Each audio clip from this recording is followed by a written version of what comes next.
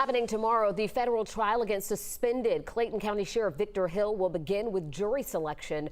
Federal prosecutors announced the criminal case against Hill more than a year and a half ago. And shortly after that, Governor Brian Kemp suspended Hill as sheriff. Joe Hinkie has a look at the charges Hill faces and a reason why the popular sheriff could face a difficult jury.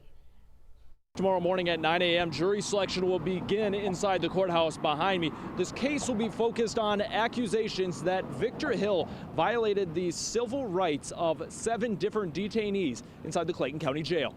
If there is a gang in this jail, you're looking at the leader of that gang. That was Sheriff Victor Hill in 2005 when he let 11 Alive into his jail for a tour.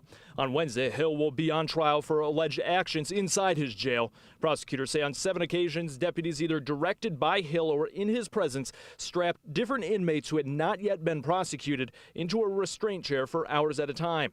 Those individuals claim it led to physical pain and bodily injury. Hill's attorneys have said he is innocent. Never in the history of this country has the Department of Justice ever prosecuted anyone for conduct even remotely similar. Clayton County voters have overwhelmingly elected Hill to be their sheriff multiple times.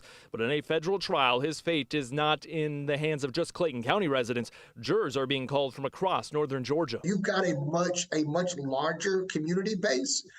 So it's not a place where you've been elected, multiple times over again. It's going to be people who maybe they know about Victor Hill, maybe they don't know him. People who've never voted for him. Former federal prosecutor Michael Sterling says a recent ruling by the trial's judge could help prosecutors. The judge ordered she wants the trial focused on the charges against Hill and does not want to hear about Hill's well-known persona in Clayton County. He wants jurors to know, I'm the person who's been keeping our community safe. I'm tough on crime. These individuals were criminals. And, the reason I'm being prosecuted is because I'm tough on crime. Right, but the judge has made it clear, tough on crime versus whether you violated someone's civil rights who was in your custody are 2 very different things. And once a jury is selected for this case, dozens of witnesses are expected to testify, and the trial itself is expected to last 2 to 2.5 weeks. Reporting in Atlanta, I'm Joe Hinkie, 11 Alive News.